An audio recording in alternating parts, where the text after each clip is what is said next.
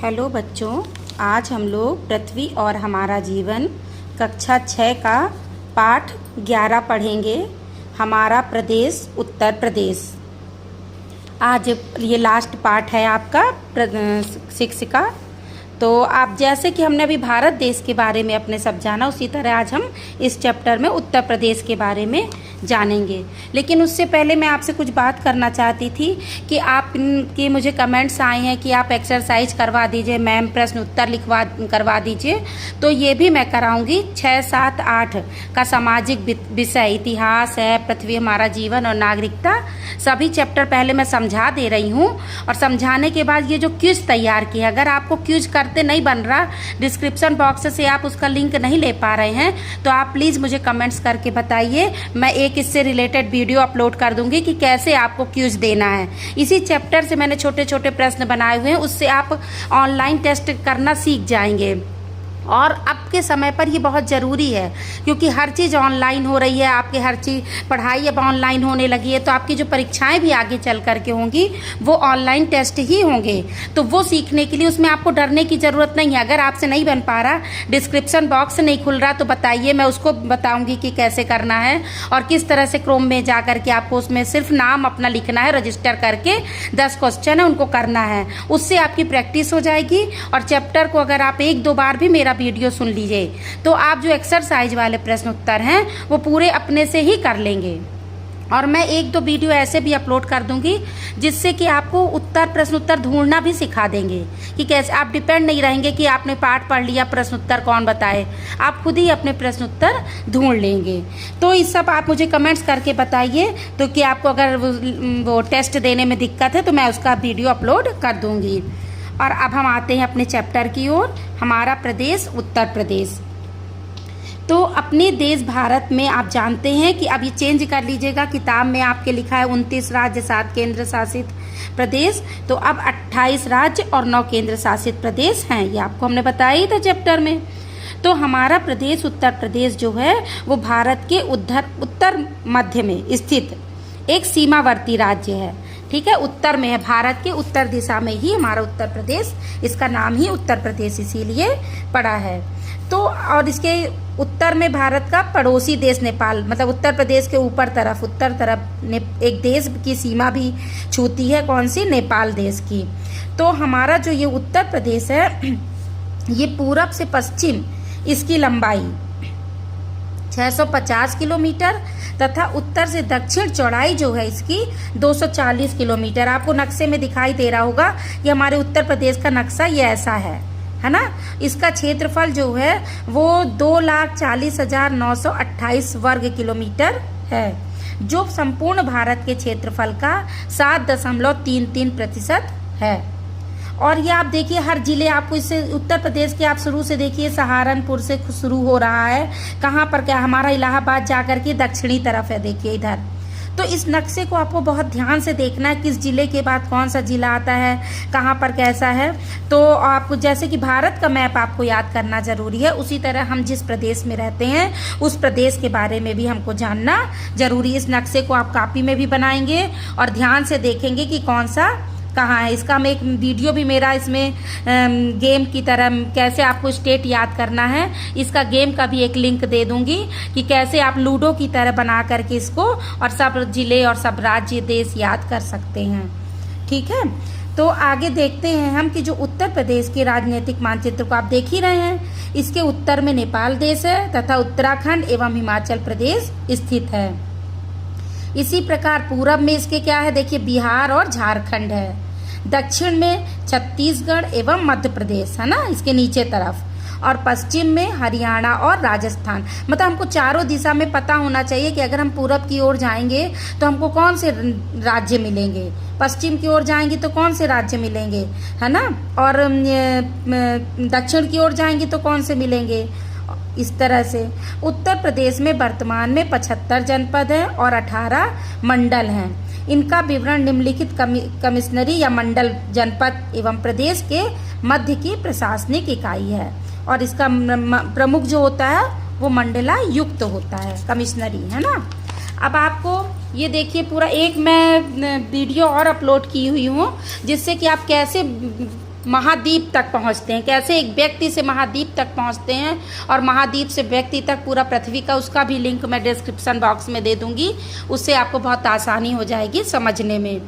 तो ये आपके चैप्टर में सारणी दी हुई है किताब में कि कितने मंडल हैं। ये हमारे 18 मंडलों की देखिए, लखनऊ, कानपुर, मेरठ, फैजाबाद, अलीगढ़, आगरा, बनारसी, गोरखपुर, देवी पाटन, बरेली, मुरादाबाद, इलाहाबाद, चित्रकूट धाम, मिर्ज़ापुर, बस्ती, झांसी, आजमगढ़, सहारनपुर, ये मंडल हैं। एक मंडल में कई जिले आते हैं।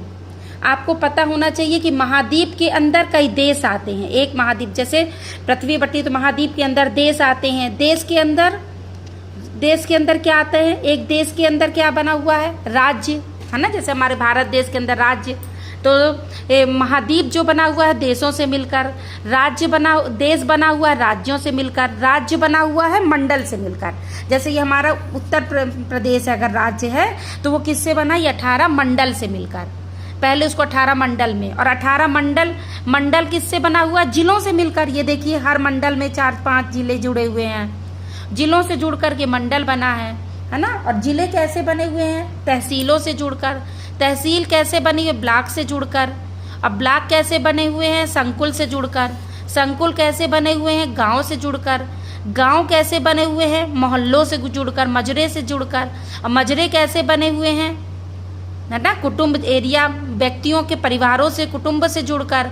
और कुटुंब कैसे बने हुए हैं, व्यक्तियों परिवारों से जुड़कर। परिवार कैसे बना है, व्यक्तियों से जुड़कर।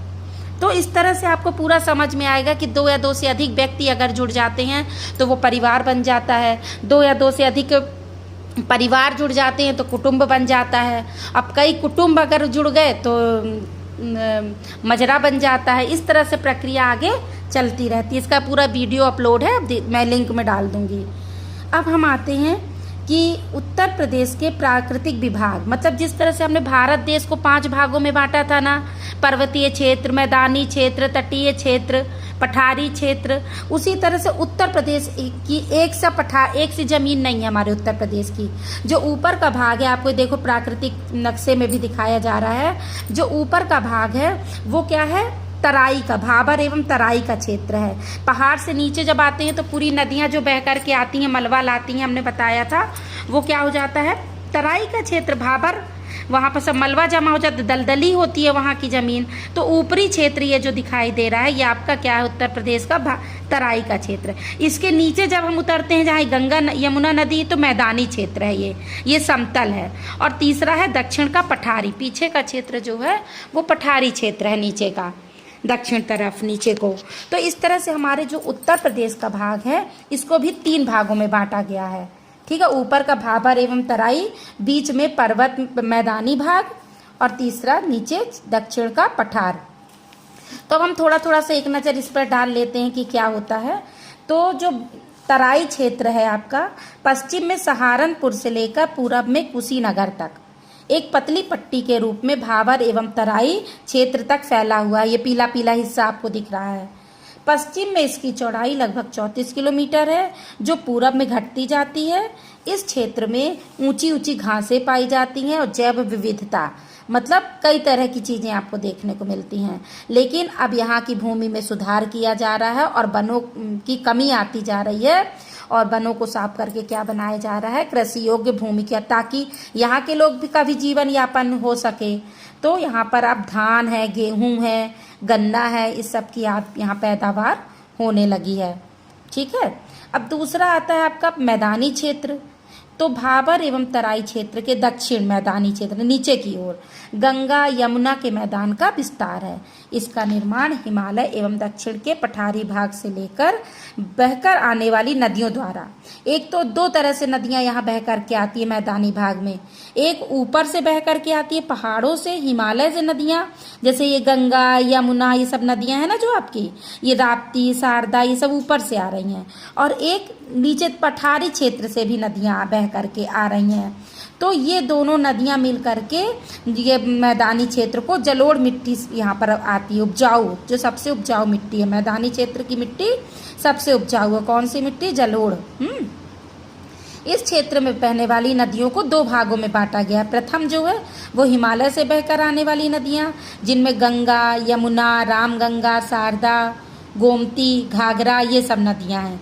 और द्वितीय है दक्षिण के पठारी भाग से जो नदियाँ आती हैं, चंबल, केन, बेतवा, टोंस, सोन आदि ये सब नदियाँ। तो ये आपका मैदानी क्षेत्र हो गया। अब हम आते हैं दक्षिण का पठार। तो उत्तर प्रदेश का दक्षिणी का भाग पठारी है। यह भाग भारत के पठारी भाग का उत्तरी विस्तार है। उत्तर प्रदेश का पठारी भाग यमुना एवं गंगा नदियों के दक्षिण में है। इसका विस्तार है झांसी, जालौन, ललितपुर, हमीरपुर, महोबा, चित्रकूट, बांदा, इलाहाबाद। दक्षिण भाग गंगा के दक्षिण का मिर्जापुर, चंदौली ये सब इसी क्षेत्र में आते हैं, पठारी भाग में। और इस पठारी भाग को हम बुंदेलखंड का पठार भी कहते हैं। ठीक है। अब यहाँ की जलवायु कैसी है, ऋतु कैसी है? तो स्वाभाविक सी बात है कि जब ज़मीन में अंतर है तो मौसम में भी अंतर होता होगा, है ना। हमने आपको बताया था कि जैसी भौगोलिक स्थिति वैसा मानसून होता है, वैसा मौसम होता है। तो यहाँ की मानसून जो जलवायु है वो मानसूनी है, मौसम पर निर्भर है। और वर्ष में 3 ऋतुएं पूरे प्रदेश में, ग्रीष्म, वर्षा और शीत ऋतु ही होती है। ये सब मालूम ही आपको। मार्च से जून तक ग्रीष्म ऋतु होती है ना। इसमें पारा बहुत ज़्यादा देखिए अभी चला जा रहा है। इस समय भी मई जून में 40-50 डिग्री हो जाता है, लू चलने लगती है। और सबसे अधिक गर्मी आगरा और झांसी में तथा सबसे कम गर्मी बरेली में पड़ती है। इसी तरह से मध्य जून और सितंबर के बीच में वर्षा ऋतु आती है। तो सर्वाधिक वर्षा गोरखपुर जनपद में तथा सबसे कम वर्षा मथुरा में होती है ना। और नवंबर से फरवरी माह का जो समय होता है वो शीत ऋतु होता है। तो इधर की जलवायु भी देखा हम लोगों ने कि वही मानसूनी जलवायु है। अब मृदा एवं वनस्पति, यहाँ की मिट्टी कैसी है? तो ये तो हमने आपको बता ही दिया कि यहाँ की मिट्टी भी 3 प्राकृतिक उस पर डिपेंड है। तो जो भाबर तराई वाला क्षेत्र है वहाँ की मिट्टी में छोटे कंकड़, पत्थर, मोटे बालू से होता है। यहाँ की जो जल मृदा है उसके नीचे पानी बहता रहता है, दलदली रहती है। यहाँ पर खेती करना कठिन होता है। यहाँ पर ज़्यादातर वन और झाड़ियाँ पाई जाती हैं। और अब तराई क्षेत्र को भी मतलब समतल किया जा रहा है। यहाँ भी उपजाऊ गन्ना और धान की खेती ज़्यादा होती है। तो जो भाबर एवं तराई क्षेत्र में है वहाँ पर ज़्यादातर साल का, गूगर, बेर, पलास, इमली, शीशम, महुआ, सेलम इन सब के वृक्ष मिलते हैं। तो और जो मैदानी भाग है उसमें देखिए तो उत्तर प्रदेश के मैदानी क्षेत्र में उपजाऊ जलोढ़ मृदा पाई जाती है। सबसे अच्छा जो विकसित क्षेत्र है वो मैदानी क्षेत्र है। यहाँ पर कांप, मिट्टी, कीचड़ एवं बालू से निर्मित होती है। यहाँ की जो मिट्टी होती है वो ठीक होती है, उपजाऊ होती है, उसमें पोषक तत्व होते हैं। और इसकी मिट्टी को 2 भागों में बांटा गया है। जो कछारी या नवीन जलोढ़ मृदा को खादर एवं पुरानी जो जलोढ़ मृदा है उसको बांगर कहते हैं। प्रदेश के मैदानी क्षेत्र में उष्णकटिबंधीय शुष्क पर्णपाती वन पाए जाते हैं, जैसे साल, बेल, नीम, आम, महुआ, शीशम ये सब इस क्षेत्र में दिखाई देते हैं ये सब वृक्ष, है ना। अब आते हैं हम दक्षिण का पठारी भाग के बारे में जानकारी लेते हैं। तो प्रदेश के इस भाग की मृदा को पठारी भाग की मृदा कहते हैं। यहाँ मुख्य रूप से लाल मिट्टी, हल्के लाल रंग की बलुई दोमट, है ना, परवा मिट्टी, साराकर, भार, काली मृदा ये सब पाई जाती है। और पठारों पर कौन सी वनस्पति देखने को मिलती है? अकेसिया, कंचा, फलुई, थोर, नीम ये सब ज़्यादा देखने को मिलती हैं। अब हम आते हैं कि वन्य जीव क्या हैं, यहाँ पर कौन से हमको मिलते हैं। तो आप देखते हैं कि यहाँ पर अनेक प्रकार के वन्य जीव मिलते हैं, जैसे हाथी है, ऊँट है, बाघ है, बारहसिंगा, भालू, चीता, है ना, अजगर, सांभर, लोमड़ी ये सब मिलता है कि नहीं। पक्षी भी कबूतर, मयूर, तोता, मैना, गौरैया ये सब मिलते हैं। और आप सबसे ज़रूरी चीज़ है ये जानने की कि उत्तर प्रदेश में राष्ट्रीय उद्यान दुधवा कहाँ पर है? लखीमपुर खीरी और पीलीभीत के जिलों में 490 वर्ग किलोमीटर वन क्षेत्र में फैला हुआ है। जो दुधवा राष्ट्रीय उद्यान है उत्तर प्रदेश में वो कहाँ पर है? लखीमपुर खीरी और पीलीभीत में। इसके अलावा राज्य में प्राणी उद्यान, राष्ट्रीय उद्यान, टाइगर रिजर्व्स, राज्य वन्य जीव विहार आदि भी हैं। उत्तर प्रदेश में लुप्त प्रजातियों का संरक्षण करने के लिए कार्यक्रम चलाए जा रहे हैं, जैसे कछुआ है, घड़ियाल है, टाइगर है, एलिफेंट है, ये सब विलुप्त हो रहे हैं, तो इनको संरक्षण के लिए भी अनेक कार्यक्रम चलाए जा रहे हैं। इस तरह से आपका ये चैप्टर समाप्त हो रहा है। बहुविकल्पीय प्रश्नों का आप क्विज ज़रूर दीजिए। अगर उसमें आपको कोई भी दिक्कत आ रही है तो बताइए, मैं उससे रिलेटेड आपको एक वीडियो अपलोड कर दूंगी और मैं एक्सरसाइज क्वेश्चन आंसर के भी वीडियो अपलोड कर दूंगी। आप लोग सब सब्सक्राइब कर दीजिए चैनल को, ताकि जब जो मैं वीडियो डालती जाऊँ और भी मोटिवेशनल वीडियो डालूंगी तो आपको समय पर मिल जाए। धन्यवाद।